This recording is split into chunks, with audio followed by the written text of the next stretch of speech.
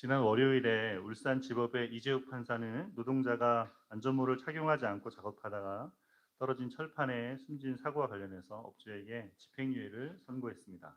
지난해 5월에 근로자 B씨가 천장 크레인을 이용해서 0.9톤의 경판을 운반하다가 떨어진 경판에 머리를 맞아 숨지는 일이 있었습니다. 사업주 A씨는 B씨에게 작업의 위험을 알리고 안전모를 착용해야 되는데 그렇게 하지 않았다는 이유로 기소되었습니다. 재판부는 선고하면서 피해자가 작업 시에 너무 가까이 갔고 또 유족들과 합의한 점을 참작해서 징역 8개월에 집행유예 1년 6개월 선고한다고 밝혔습니다.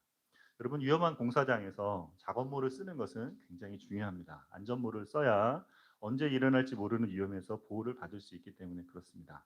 전투에서도 병사들이 안전을 위해서 투구나 철모를 쓰는 것이 중요합니다. 오늘 본문은 하나님의 전신갑주 중에서 구원의 투구를 언급하고 있습니다. 여러분, 몇 주 동안 우리는 하나님의 전신갑주를 입고 취하는 것에 대해서 나눴습니다. 하나님의 전신갑주는 예수님을 믿는 우리가 받은 은혜, 특권을 말하는 것입니다. 하나님의 전신갑주를 입고 취해야 하는 것은 이 특권을 가지고 우리가 경험하는 영적인 싸움 속에 적을 상대하는 것이죠. 그렇게 하기 위해서 전신갑주의 각 부분을 알고 그것을 가지고 싸우는 법을 알아야 합니다. 그동안 우리는 진리의 허리띠, 의의 오심령, 평안의 복음을 준비한 신, 그리고 믿음의 방패에 대해서 나눴습니다. 이제 두 개 남았습니다. 하나는 구원의 투구이고 다른 하나는 말씀의 검입니다. 오늘은 구원의 투구에 대해서 나누고자 합니다. 여러분, 전투에서 투구는 우리의 머리를 보호하기 때문에 중요한 역할을 하죠. 구원의 투구이니까 구원이라는 내용을 우리의 머리를 내용으로 우리의 머리를 보호하는 것을 이야기합니다. 그러면 여기서 여러분, 구원이 의미하는 바가 뭘까요? 구원이 뭘 의미할까요? 그리고 구원은 어떻게 우리에게 투구가 돼서 우리의 머리를 보호하는 역할을 하게 될까요? 네. 오늘은 구원의 투구를 쓰십시오라는 제목으로 본문을 통해 주신 은혜를 함께 나누기를 원합니다. 첫 번째로 구원의 투구를 쓰기 위해서는 구원의 과거와 현재, 미래에 대해서 알아야 한다입니다. 13절과 17절 말씀을 한 번 더 같이 읽겠습니다.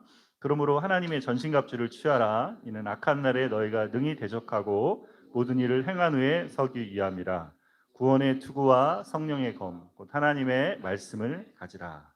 네, 바울은 하나님의 전신갑주를 말하면서 여기 구원의 투구를 가지라고 언급합니다.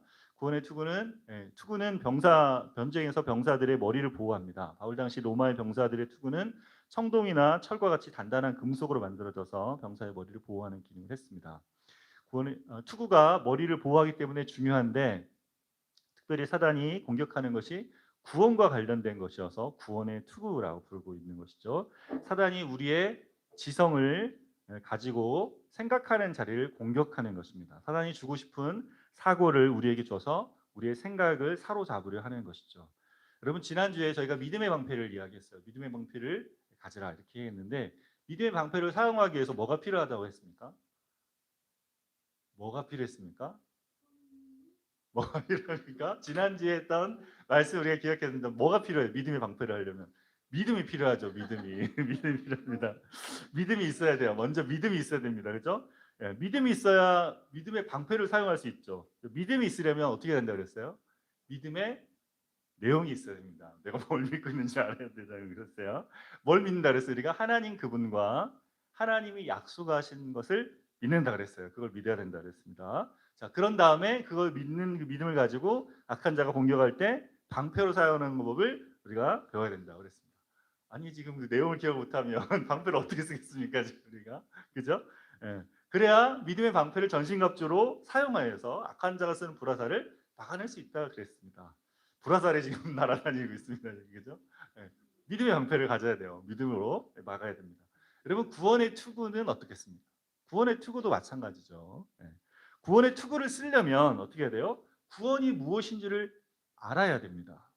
예. 구원이 무엇인지 알지 못하고는 구원의 투구를 언제 어떻게 써야 되는지 모르는 거죠. 쓰려고 해도 쓸 수도 없는 것이고, 그래서 구원에 대해서 알아야 되는데 성경이 구원에 대해서 세 가지 시제로 이야기를 합니다. 시제, 그러니까 보통 과거와 현재와 미래 시제가 있습니다. 과거에 이미 이루어진 구원이 있고 현재에 지금 받고 있는 구원이 있으며 앞으로 이루어질 구원이 있습니다. 여러분, 이 세 가지의 구분을 명확하게 알고 있어야 사단이 우리를 공격할 때 우리가 구원을 투구처럼 쓸 수 있게 됩니다. 여러분 하나님의 나라를 말할 때도 여러분 혹시 아실지 모르겠지만 하나님 나라를 말할 때 두 단어 제가 계속 이야기하는 두 단어가 있습니다. 뭡니까? 하나님 나라를 이해할 때 중요한 단어 이미와 아직입니다. Already but not yet입니다. 네. 이미와 아직입니다. 이미는 언제입니까? 뭘 말해요? 예수님이 처음 오셨을 때 초림하셨을 때 하나님의 나라가 이 땅에 임했습니다.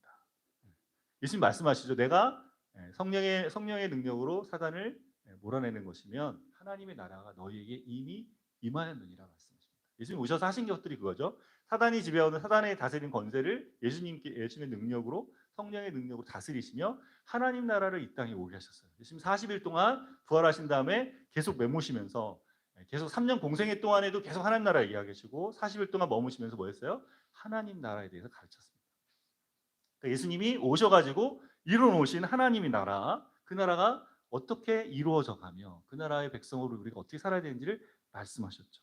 그래서 하나님 나라가 임했어요. 근데 그 나라는 어떻게 됩니까? 아직 온전히 임하지는 않았습니다. 아직 온전히 임하지 않았습니다. 언제 임합니까? 예수님이 재림하실 때, 다시 오실 때 온전히 임합니다. 그래서 우리는 지금 언제를 살아요? 이미 임한 하나님의 나라 안에서 장차 온전히 이루어질 그 하나님 나라 사이를 저희가 살아갑니다. 그래서 이 이중성, 우리가 끼어 있는 우리가 지금 살고 있는 이 삶의 현실에서 하나님 말씀하시는 이중성, 이 하나님 나라의 이중성에 대한 이해가 필요합니다. 여러분 근데 구원도 마찬가지입니다. 구원도 십자가에 죽으시고 부활하신 예수님을 믿을 때 구원을 받습니다. 한 번에 단회적으로 예수님을 믿는 우리는 의로운 자라는 선언을 받게 됩니다. 그렇게 구원을 받는다. 그거 칭이라고 말했죠. 구원을 받은 다음에 우리는 어떻게 됩니까? 거기 멈춰 있는 게 아니라 거기서부터 점점점 거룩해져 갑니다. 이를 성화라고 하는데 이것은 현재 이루어지는 구원입니다. 그리고 예수님이 다시 오실 때 우리의 구원이 완성됩니다. 이것은 미래에 되어질 이야기입니다. 그럼 이 세 가지 구원을 차례대로 한번 나눠보겠습니다. 먼저 예수님 안에서 이루어진 구원입니다. 우리가 나눈 에베소서에서 그리스도 안에서 이미 이루어진 구원에 대해서 계속해서 말씀을 나눴습니다. 에베소서를 좀 보면서 오늘 어떤 이야기가 있었는지 에베소서 저희 끝나가지만 다시 기억해야 다 잃어버리니까 다시 기억해야 됩니다. 다시 보겠습니다. 여러분 에베소서 나누면서 여러 번 제가 이야기했는데 다시 한번 보겠습니다. 에베소서 1장 4절에서 5절에 이렇게 말씀합니다. 창세전에 하나님께서 그리스도 안에서 우리를 택하셨고 그 기쁘신 뜻대로 예정하셔서 예수 그리스도 안에서 하나님의 자녀가 우리가 되게 하셨다라고 말씀합니다. 창세 전에 세상을 만드시기 전에부터 어떻게 해요? 예수님 안에서 우리를 정하셔서 하나님 그의 기쁘신 뜻대로 하나님의 자녀로 우리를 세우셨다. 우리가 어떻게 하나님의 자녀가 됩니까? 에베소 1장 12절에 그 안에서 너희도 진리의 말씀을 곧 너희의 구원의 복음을 듣고 그 안에서 또한 믿어 약속의 성령으로 인침을 받았느니라 말씀합니다. 예수님의 십자가의 죽으심과 부활을 말하는 복음을 믿는 우리 안에 성령께서 함께 하심으로 우리는 하나님의 자녀가 됩니다. 에베소 2장 8절 말씀을 함께 같이 읽어보겠습니다. 너희는 그의 은혜를 인하여 믿음으로 말미암아 구원을 받았으니 이것은 너희에게서 난 것이 아니요 하나님의 선물이라 말합니다. 언제 구원을 받습니까? 믿음으로 말미암아. 복음을 믿음으로 말미암아 구원을 받는데 이것은 하나님의 선물입니다. 하나님의 은혜로 베풀어 주신 것이죠. 이 구원으로 인해서 어떻게 됩니까? 우리는 하나님의 자녀가 되고 하나님의 백성으로 살아가게 됩니다. 에베소서 2장 19절에 이렇게 말씀합니다. 그러므로 이제부터 너희는 외인도 아니요 나그네도 아니요 오직 성도들과 동일한 시민이요 하나님의 권속이라 했습니다. 그래서 이제 예수님 안에서 우리는 뭐예요? 하나님 나라의 시민이 되었습니다. 그리고 하나님의 권속이 뭐라고 했어요? 가족이라 그랬죠. 하나님의 가족이 됐습니다. 이것이 우리에게 이루어진 구원입니다. 이것을 이루기 위해서 우리가 가는 것이 아니라 이미 이것을 예수님 안에서 우리에게 주셨다고 말합니다. 근데 구원에 대한 현재 시제, 이루어지는 구원도 이렇게 말씀합니다. 이제부터 이루어지는 구원에 대한 이야기입니다. 에베소서 2장 21절과 22절입니다. 같이 읽겠습니다. 그 안에서 건물마다 서로 연결하여 주 안에서 성전이 되어 가고 너희도 성령 안에서 하나님이 거하실 초소가 되기 위하여 그리스도 예수 안에서 함께 지어져 가느니라. 우리가 예수님 믿는 여기 교회잖아요. 에베소는 교회에 대한 이야기니까 예수님 믿는 우리 한 사람 한 사람이 어떻게 됩니까? 주님의 몸된 교회로 서로 연결되어서 주님이 거하시는 성전이 되어져 갑니다. 그리고 함께 지어져 갑니다. 혼자 자라는 것이 아니고 몸된 교회 안에서 함께 지어져 갑니다. 여러분 이것은 완성된 게 아니라 어떻게 해요? 우리 삶을 통해 점점 되어져 가는 것이죠. 함께 그리스도 안에서 지어져 갑니다. 언더 컨스트럭션, 공사 중인 거죠. 그게 점점 뭔가가 세워져 가는 자리 가운데 있는 것이죠. 이게 예수님 안에서 구원받은 우리들의 모습, 주님 보여주시는 그림입니다. 근데 여러분 이것이 교회에도 적용이 되지만 개인에게도 적용이 됩니다. 에베소서 4장 22절과 24절에 이렇게 말씀합니다. 같이 읽겠습니다. 유혹의 욕심을 따라 썩어져가는 구습을 따르는 옛사람을 벗어버리고 오직 너희의 심령으로 새롭게 되어 하나님을 따라 의와 진리의 거룩함으로 지으심을 받은 새 사람을 입으라. 이미 주신 구원의 은혜 안에서 계속 거룩한 모습으로 새로움을 입어가라는 것이죠. 여기 새롭게 되어라는 동사 형태가 수동태로 되어 있습니다. 우리가 스스로 우리를 새롭게 하는 게 아니고 새로움을 입는 거죠. 계속 주시는 은혜를 믿고 그 은혜 앞에 머물 때 계속 새로움을 입는 것입니다. 우리 심령이 새로워지는 것이죠. 우리가 주님의 은혜 안에 머물 때 우리 안에 계신 성령께서 우리의 마음을 변화시켜 주십니다. 말씀을 깨달을 때, 진리이신 예수님 주신 복음을 깨달을 때 점점 거룩함으로 변해져 가는 것이죠. 이것이 현재 받는 구원입니다. 진행 중인 구원입니다. 에베소서와 같이 기록한 골로새서에서도 사도 바울이 여기 세 사람에 대해서 언급합니다. 골로새서 3장 10절 말씀 같이 읽어보겠습니다. 세 사람을 입었으니 이는 자기를 창조하신 이의 형상을 따라 지식에까지 새롭게 하심을 입은 자니라. 여러분 세 사람을 입었습니다. 이거는 어떻게 해요? 이미 얻은 구원을 말합니다. 이미 세 사람을 입었단 말이에요. 근데 이렇게 세 사람을 입은 사람에게 일어난 일이 뭡니까? 자기를 창조하신 이의 형상을 따라 지식에까지 새롭게 하심을 입은 자가 되어갑니다. 새롭게 하심을 입은 자라 할 때 이게 사용된 헬라어 단어는 톤 아나카이 누메논이라는 단어를 썼는데 이게 동사의 시제가 현재 분사 수동태입니다. 분사 영어 할 때 많이 하시죠. 분사 뭡니까? 계속되고 있다는 거예요. 계속되고 있다. 여러 가지 뜻도 있지만 여기 특별히 계속되어 새로움을 입고 있는 자가 됐다. 반복해서 지속적으로 새롭게 됨을 받고 있다는 거예요. 삶의 자리에서 계속해서 새로움을 입게 된다. 어디에서? 어디에서? 중요한 말씀이 어디에서요? 지금 뭐라고 할 수 있습니까? 어디에서? 지식에서. 지식에까지. 네. 여러분 지식에까지 새로움을 입는다는 말이 무슨 말일까요? 생각이 바뀐다는 거예요. 우리가 일이하고 우리가 실제로 살아가는 내가 알고 있는 이 세계를 보는 눈, 내가 인지하고 내가 이 세상이 어떻게 돼 있고 이 세상이 어떤 기준으로 살고 있으며 어떻게 사는 것이 맞다고 생각했던 나의 이해가 바뀌어 간다는 거예요. 그게 지식에까지 새로움을 입는 겁니다. 신앙생활은 한 번의 뜨거운 감정으로 한 번 느끼는 것으로 경험하는 것으로 끝나는 게 아닙니다. 그렇게 되지 않습니다. 한 번 주님을 만났고 한 번 경험했고 예전에 주님을 만났고 그걸로 변하지 않습니다. 그걸로 조금 변했겠지만 그걸로 나의 모든 게 변하지 않아요. 뭐가 변해야 됩니까? 그 경험이 어떻게 돼요? 내 사고를 바꿔야 돼요. 내 사고를 바꾼다는 건 내가 지금까지 가졌던 세상에 대한 이해가 바뀌어야 됩니다. 지식에까지 새로움을 입어요. 그 새로움이 어디예요? 뭘 따라서? 우리를 창조하신 자의 형상을 따릅니다. 우리를 누가 창조하셨어요? 예수님. 하나님이 예수님 안에 창조되었기 때문에 예수님을 따라서 예수님이 알게 하시는 이 말씀과 내용을 따라서 우리의 생각이 거기까지 변하는 것이죠. 이게 지금 주님이 우리에게 말씀하시는 지금 현재의 구원입니다. 그래서 어떻게 해요? 이전에 알던 나에서 주님 안에 있는 나로 알아갑니다. 주님과 연합한 자로 그분의 사랑받는 존재로 나를 알아갑니다. 이 세상이 어디서부터 시작이 됐고 어디로 가고 있는지 참된 삶의 의미가 무엇인지를 그분 안에서 알아갑니다. 이전에 내가 입던 의, 저희가 의에 대한 이야기했어요. 내가 입던 나의 의를 내려놓고 그분의 의를 입고 살아갑니다. 분노가 일어날 때 어떡합니까? 십자가에 달리신 예수 그리스도 앞으로 가져가서 그 분노를 그분 앞에 쏟아놓으며 그 분노가 그분 앞에서 빼어지는 경험을 합니다. 마음에 일어나는 두려움이 있을 때 세상이 줄 수 없는 그 평안을 예수님 안에서 바라고 그 주님 앞에 머무는 것이죠. 우리에게 없는 기쁨, 깨어진 우리의 의지력과 세상에서 찾을 수 없었던 사랑, 인생의 참된 의미를 주님 안에서 발견하고 깨닫게 되는 것이죠. 여러분 그렇게 되면 어떻게 됩니까? 지식에까지 우리를 창조하신 자의 형상을 따라 새로움을 입게 됩니다. 여러분 주님을 믿는 거, 나 정말 잘 믿어요. 예수님 잘 믿어요. 정말 믿겠습니다. 이렇게 해서 믿는 게 아니고 그 믿음이 어디를 채워야 됩니까? 나의 생각을 들어와서 관통하고 변화시켜야 됩니다. 그걸 내가 하는 게 아니라 주님이 주신 복음으로 깨달아 알 때 새로움을 입게 된단 말이에요. 주님이 이런 분이시구나. 주님이 내 삶에 이런 분이시고 주님이 이 세상 가운데 이런 일을 하셨고 그래서 그분이 진리가 되시는구나라는 것을 알아가며 깨달아지며 새로움을 입게 되는 것이죠. 그래서 우리가 어느 수준까지 간다고요? 예수님을 닮은 자리까지 가게 됩니다. 그렇게 점점 자라고 변하면 어떻게 됩니까? 구원의 마지막인 미래적인 단계, 구원의 완성에 이르게 됩니다. 여러분, 이것은 아직 이루어지지 않은 것이고 기대하는 것이기 때문에 이것을 소망의 구원이라고 말합니다. 예수님 안에서 우리가 바라고 기대하는 것이죠. 온전해지기를 원합니다. 그거는 언제 됩니까? 주님 다시 오실 때 됩니다. 그때까지 주님 우리에게 삶으로 살게 하시는 게 뭐예요?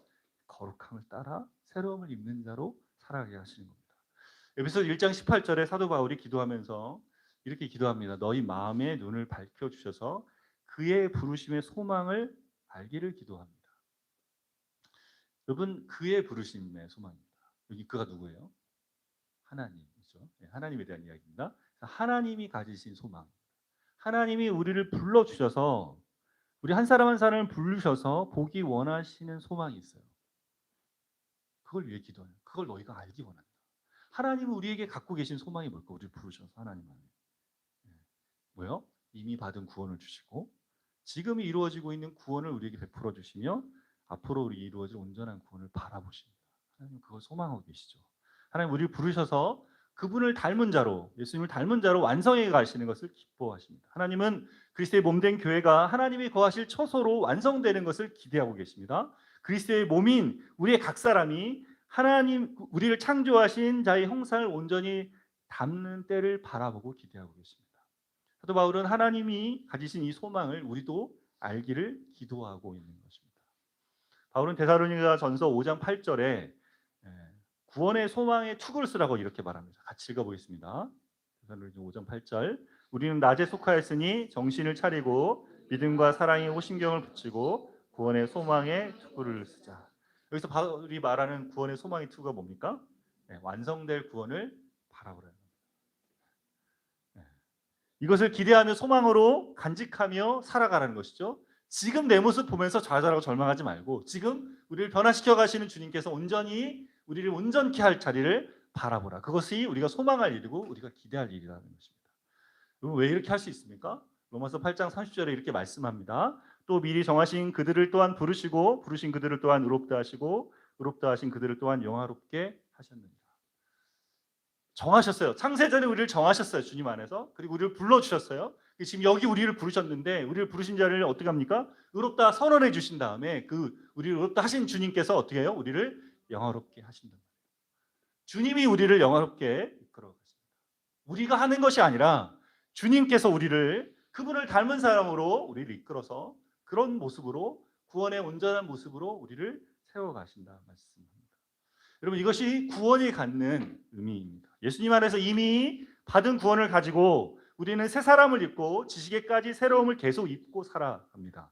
그렇게 살아가면서 점점 하나님을 닮은 자로 변해갑니다. 그리고 마지막 때에 주님께서 우리가 영광스러운 모습이 되게 하실 것입니다.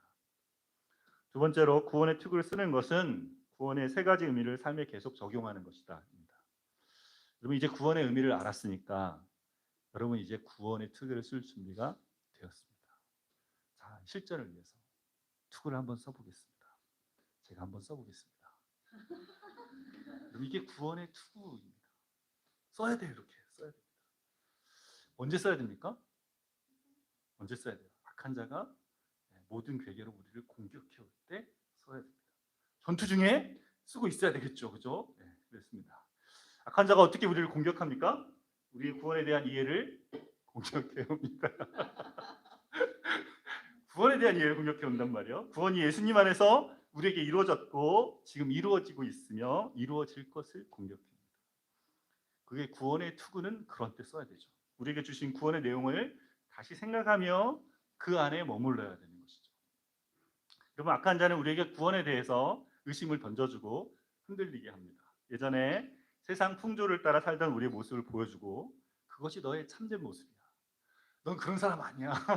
네가 어떻게 그런 사람 살아? 네가 어떻게 하나님 자녀로 살아? 네가 어떻게 그 하나님 거룩한 자리에 있겠어? 넌 그런 사람 아니야라고 계속 우리에게 속이는 말을 하죠. 여러분 근데 이건 기억하십시오. 사단이 처음부터 했던 게 뭐예요? 이거였어요. 사단이 처음에 했던 속임수가 뭐예요? 우리를 하나님으로부터 떼어놓는 거예요. 떼어놓는 거죠. 우리 마음에 하나님의 선하심과 인자하심을 의심하게 하죠. 하나님이 참으로 동산의 모든 나무를 먹지 말라 하더냐? 하나님 뭐랬어요? 동산의 모든 나무는 임의로 네가 먹대. 다 먹으라 그랬어. 실컷 먹으라 그랬어요. 근데 이것만 선악 알게 하는 이 나무는 먹지 말아라. 먹으면 당장 너에게 죽으리라 했습니다. 이 한 가지 이야기했는데 뭐요? 하나님의 선하심을 네가 그거 먹으면 이거 먹으면 하나님처럼 될까 봐못 먹게 한 거야. 하나님의 선하심과 인자하심을 의심하게 했습니다. 그리고 하나님처럼 되고자 하는 생각을 했습니다. 그자 이 생각이 들어와서 어떻게 해요? 인간은 하나님처럼 돼서 스스로 자신을 구원하고자 했습니다. 여러분 우리가 살고 있는 이 시대는 너무 강력하게 뭐 말합니까? 이제 우리가 보고 있는 모든 매체, 드라마, 게임, 인터넷, 인스타그램 그리고 카톡이나 페북, 심지어 학교에서 가는 교육과 가정에서 계속 뭘 말합니까? 우리를 돋보이게 하고 우리 스스로 노력해서 나를 실현하라고 스스로 나를 구원하라고 부추기고 있습니다. 내가 나를 실현하면 내가 다른 사람보다 인정받고 더 많이 갖고 더 높은 곳에 오르면 구원을 얻을 것 같은데 거기서 온전하게 구원을 얻고 만족하고 나를 온전하게 실현할 것 같은데 근데 그렇게 하면서 뭐 합니까? 평생 뭐 합니까? 종살이하며 살아가는 것이 세상의 현실입니다. 그런 자리에서 예수님을 믿어 구원을 받았지만 살아가면서도 우리도 모르게 옛사람의 모습으로 다시 돌아가 살고 있는 우리를 보게 됩니다. 조금만 삶에 두려운 일이 있어도 삶이 내 뜻대로 안 돼도 아무도 나를 알아주지 않는다고 불평하면서 옛 모습으로 돌아가려고 합니다. 그때마다 우리가 뭘 해야 됩니까?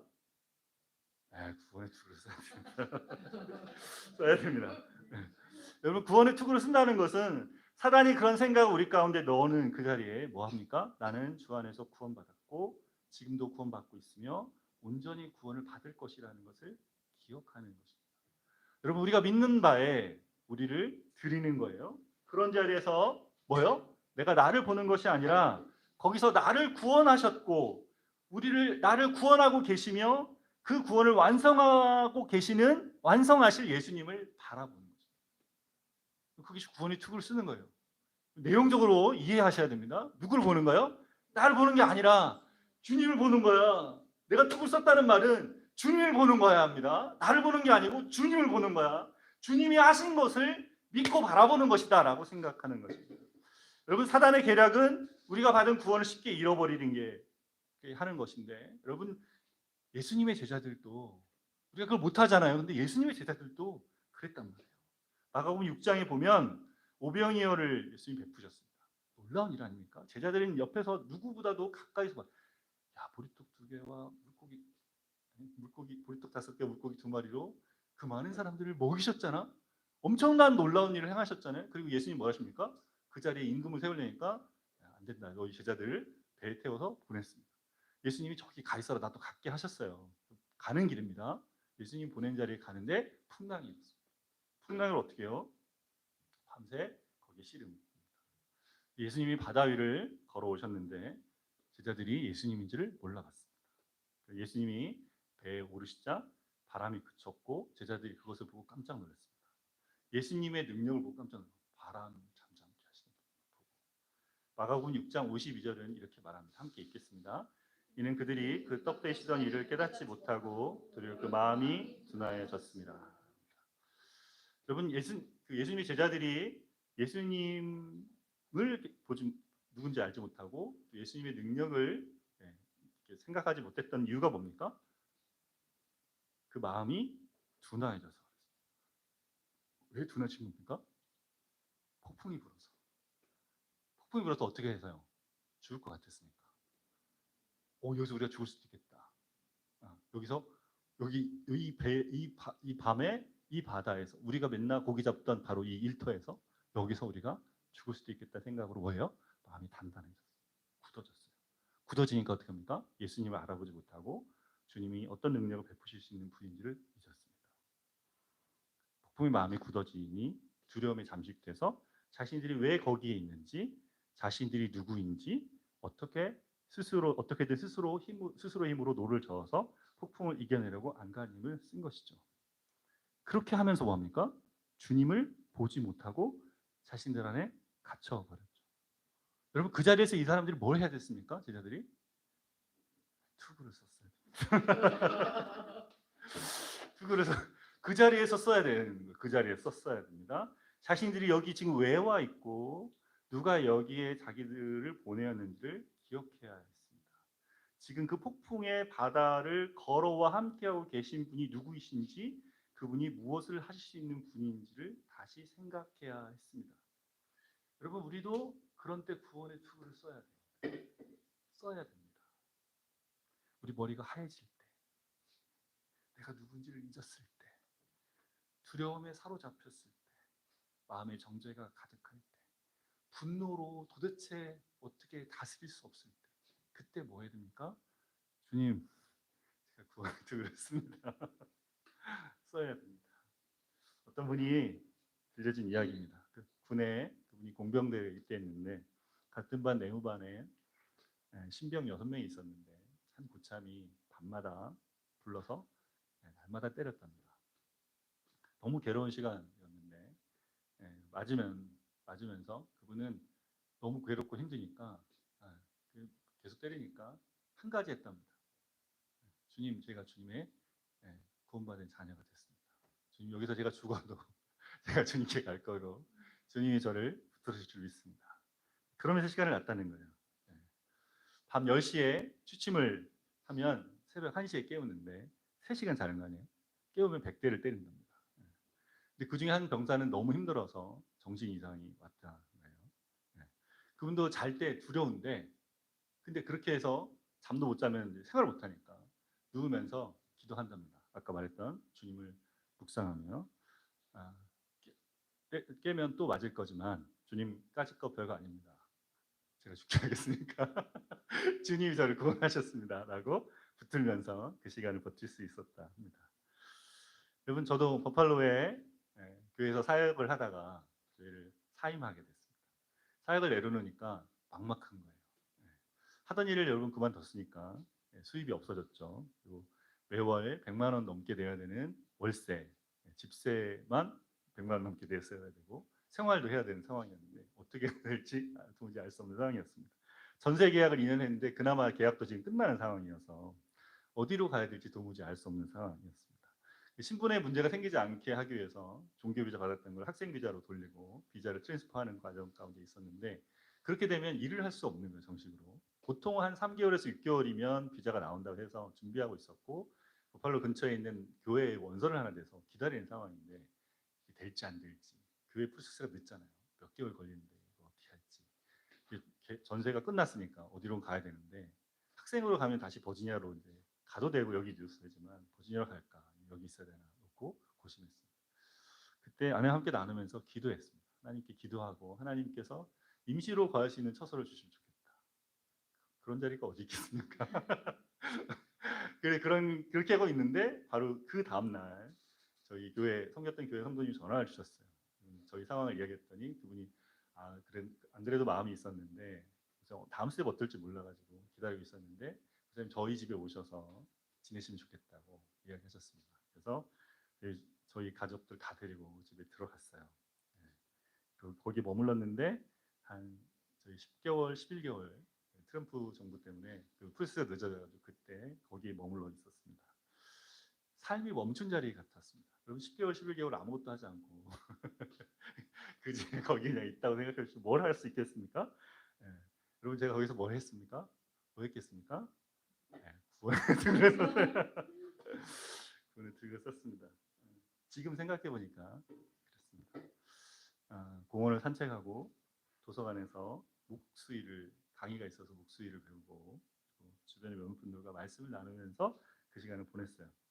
그 자리에서 제가 계속 주님께 아뢰었습니다. 주님, 제가 주님 앞에 있고 주님이 보내신 자리에 여기 있고 그리고 주님 앞에서 했던 선택 앞에 있습니다. 그리고 이것을 주님이 알고 계시고 주님이 바라보고 계신 줄 알기 때문에 주께서 우리 가정과 교회 성도들을 돌봐주시기를, 그리고 그 자리에서 주님의 구원을 보여주시기를 바랐습니다. 예, 봄에 비자를 받고 너무 기뻐서 켄터키에 아시는 그 유학생 왔던 분들 만나러 기념 여행을 떠났던 기억이 납니다. 주님이 주시는 구원이 있습니다. 여러분, 우리가 지금 볼 땐 캄캄해 보입니다. 그러나 주님이 우리 삶의 주인 되시고 우리를 주관하시기에 우리를 주님의 구원의 방식으로 주님이 주시는 가장 온전한 모습으로 우리를 빚어가시고 세워주십니다. 주 구원의 투구는 주님 우리를 구원하셨고 지금도 우리를 구원하시고 계시다는 생각에 우리의 마음을 두는 것입니다.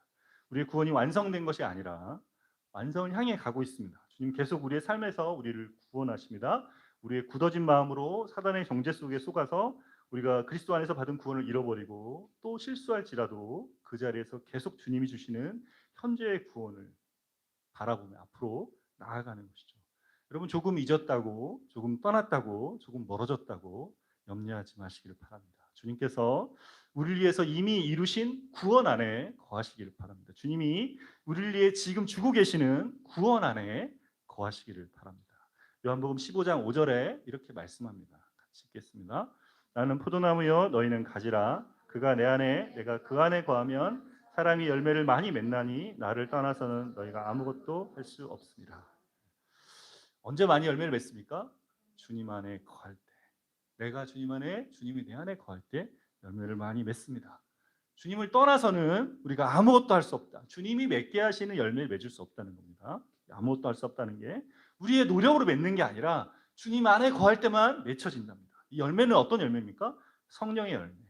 나의 심령이 변하는 성품의 열매. 주님을 닮아가는 모습의 열매입니다. 우리 현재의 구원, 주님의 닮아감을 의미합니다. 주님 안에 거할 때 이 구원이 우리 안에서 이루어져 가서 열매를 맺게 됩니다.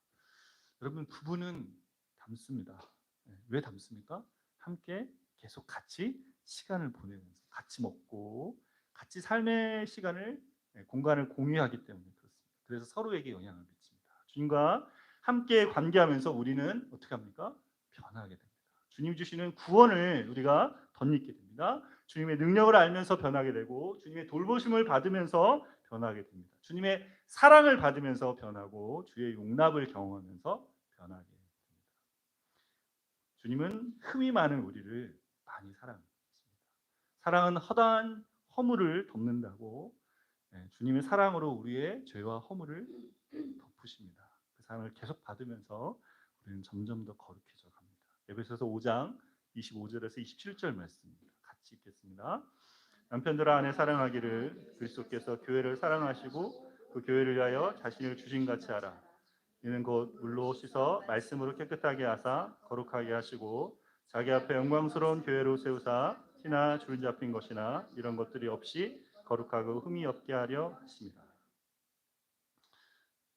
아내 되시는 분들은 25절에 남편들아 아내 사랑하기를 그리스도께서 교회를 사랑한 것처럼 여기에 많이 꽂혀 계실 수도 있습니다. 가정의 날이라 특별히 이 말씀이 귀하게 들려올 수 있습니다.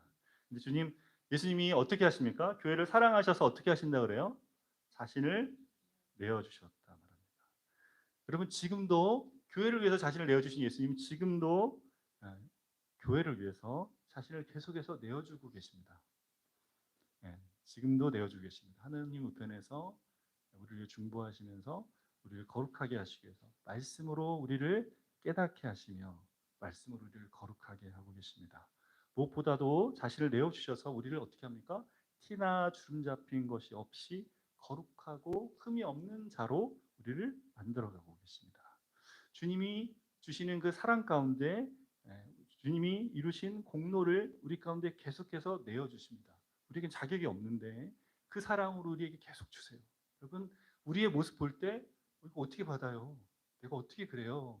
어떻게 그것이 내게 돼요? 라고 생각하지만 주님이 내가 이뤘잖아. 내가 이루고 내가 너에게 주는 거야. 내가 너를 사랑해서 준 거야. 내가 너를 사랑해서 준 거야. 내가 너를 사랑해서 이것을 너에게 그냥 준 거야. 내 안에서 받으면 돼. 머물면 돼. 그러면 너를 내가 거룩하게, 너를 티가 없고 주름 잡힌 것이 없이 만들어 갈 거야라고 하시는 것이죠. 여러분, 우리가 죄 가운데 있을 때에도, 우리가 티나 주름 잡힌 상태에 있을 때에도 주님의 사랑이 우리를 거기서 구원하십니다. 주님의 그 사랑이 우리를 온전케 해 가십니다. 주님의 그 사랑을 아무도 대적하거나 뺏을 수가 없습니다. 로마서 8장 34절 35절 말씀 같이 읽겠습니다. 누가 정죄하리요 죽으실 뿐 아니라 다시 살아나신 이는 그리스도 예수시니 그는 하나님 우편에 계신 자요 우리를 위하여 간구하시는 자시니라. 누가 우리를 그리스도의 사랑에서 끊으리요 환난이나 곤고나 박해나 기근이나 적신이나 위험이나 칼이라. 아무도 우리를 정죄할 수 없습니다. 아무도 주님이 우리를 사랑하신 사랑에서 우리를 끊을 수가 없습니다. 우리를 위해 십자가에 죽으시고 부활하셔서 하나님 우편에 앉아 계신 주님은 그분의 능력으로 우리의 구원을 완성해 가십니다. 우리는 이 구원의 소망을 가진 자들입니다. 마귀가 그의 힘과 능력으로 우리에게 달려드는 것을 볼 때 여러분 이 구원의 투구를 쓰십시오. 우리가 무력하다고 생각될 때 구원의 투구를 쓰십시오. 우리가 주님의 자녀 되었고 그분의 시민이 되었습니다. 정사와 권세의 주권자이신 예수께서 우리를 지키시고 보호하십니다. 그분의 손안에 우리가 놓여져 있습니다. 우리를 구원하시는 주님의 능력을 보십시오. 지금 구원을 베푸십니다. 우리가 아무것도 할 수 없다고 생각하는 그 자리에서 그분의 능력이, 그분의 사랑이 우리를 새롭게 합니다. 멈추지 않으십니다. 그리고 그분이 이 일을 완성해 가십니다. 그분 앞에 흠없는 교회로 세우십니다. 그분이 거하실 성전으로 우리를 빚어가십니다. 그럼 살아가는 삶의 자리에서 어려움을 겪을 때마다 두려움이 몰려오고 마음이 굳어질 때마다 예수님 안에 구원받은 자로, 지금도 함께 하시는 예수님의 사랑받는 자로 우리를 온전케 하실 주님을 바라며 구원의 투구를 쓰는 여러분 되시기를 바랍니다. 함께 주신 말씀 기억하며 주 신실하심 놀라워 함께 찬양하고 기도하며 나아가겠습니다.